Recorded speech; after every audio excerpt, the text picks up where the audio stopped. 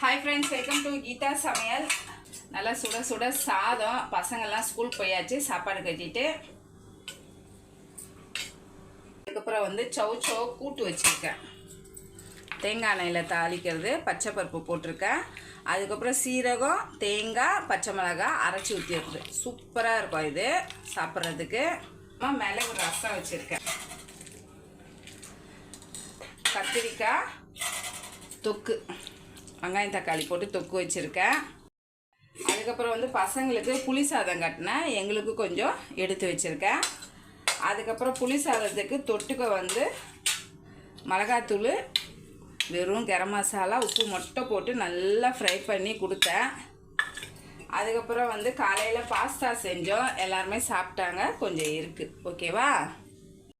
அப்புறம் இன்றைக்கி சமையலை பார்த்தீங்க. நாளைக்கு மதிய சாப்பாடு என்னன்னு பார்க்கலாம். பாய்.